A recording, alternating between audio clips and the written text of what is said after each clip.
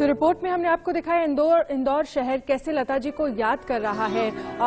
हम राना सर आपसे समझना चाहेंगे इंदौर शहर से क्या रिश्ता था, लता जी का रिश्ता क्या था और साथ ही वो बेसिकली रहने वाली कहाँ की थी?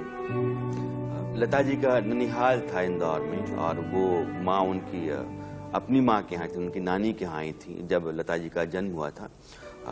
ये 1929 की बात है। लेकिन वो लोग थे मूलतः गोवा के, बाद में पुणे के आसपास रहने लगे। गोवा में एक मंगेशी गांव है, उसी मंगेशी गांव के नाम पर मंगेशकर हुआ। वैसे आपके जो पिताजी थे उनका नाम दीनानाथ हार्डिकर था, तो हार्डिकर को उन्होंने फिर मंगेशकर किया। उनको लग रहा था कि जिस गांव के हम हैं, जहां के हैं, वो जमीन हमारे साथ लगातार चलते रहनी चाहिए, हमारी पहचान के साथ हमारी जमीन को भी जुड़े रहना चाहिए। इसलिए उन्होंने हार्डिकर हटा करके मंगेशकर कर दिया। उसके बाद से ये पूरा परिवार मंगेशकर हो गया। लता मंगेशकर, मीना मंगेशकर, आशा मंगेशकर और हृदयनाथ मंगेशकर। लेकिन राणा जी, एक और चीज जो मेरे दिल में आ रही है और वो ये कि ये परिवार और इस परिवार को जितना जानने की कोशिश की है, कभी कभी लगता है कि इतनी प्रतिभाओं से भरा हुआ ये परिवार है।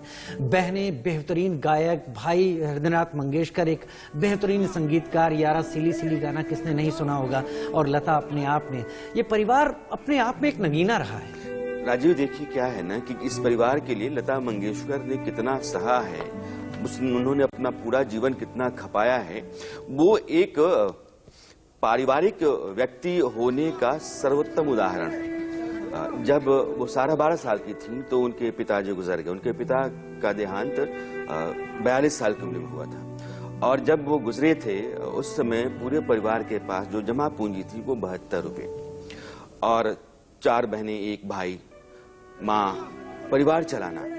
12 साल की बच्ची, आप देखिए, परिवार चलाने के लिए लता मंगेशकर बाहर निकली और उन्होंने मराठी फिल्मों में काम मांगने शुरू किए। एक मास्टर विनायक हुआ करते थे, वो उनके पिता के दोस्त हुआ करते थे, तो फिल्मों में छोटे मोटे रोल मास्टर विनायक ने दिलाने शुरू किए। लता जी ने छोटे मोटे रोल करने शुरू कर दिए, लेकिन उनका मन लगता नहीं था फिल्मों में रोल करने के में। तो फिर वो गाना चाहती थी, गाने के लिए भटकती रहती थी।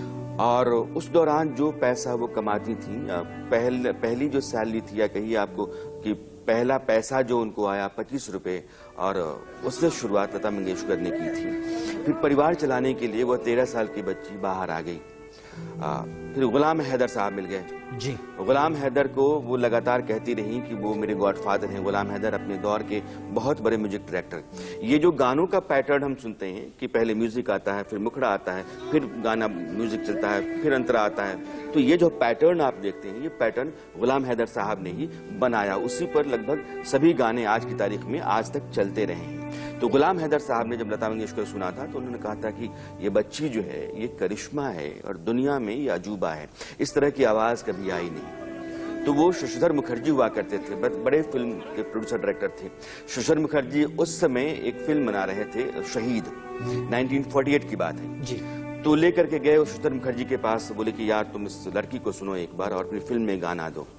तो शशिधर मुखर्जी ने उनको सुना, सुनकर कहा कि देखो आवाज तो, सुर तो ठीक लगा रही है, लेकिन आवाज बहुत पतली है और इतनी पतली आवाज की लड़की को मैं अपनी फिल्म में गाने नहीं दे सकता। उस समय नूर जहां, शमशाद बेगम, इन लोगों का दबदबा था। तो गुलाम हैदर साहब बहुत नाराज हुए और बहुत चीखे चिल्लाए। उनसे उनकी अनबन भी हो गई, बातचीत भी लगभग बंद होने के गार पे आ गई थी, वहां से निकल गए। लेकिन वो जुनून के पक्के थे और जिद्दी इंसान थे और उनको लग रहा था कि लता मंगेशकर अगर खड़ा हो गई तो हिंदुस्तान में एक नगीना खड़ा होगा।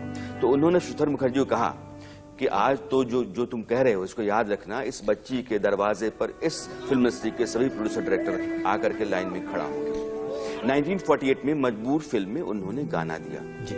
और फिर लता जी का वहां से कारवां काफिला शुरू होता है 1949, जहां से खेमचंद प्रकाश की फिल्म थी महल, आएगा आने वाला, जो गाना अभी आप थोड़ी पहले सुना रहे थे, आएगा आने वाला, उस महल फिल्म में जो ये गाना बजा, इसके बाद से लता मंगेशकर का हिंदुस्तान में डंका बजा। और वहीं राजनीति जगत के लोग भी लता जी को याद कर रहे हैं, क्या कुछ रिएक्शन देखने को मिल रहे हैं, सुनिए।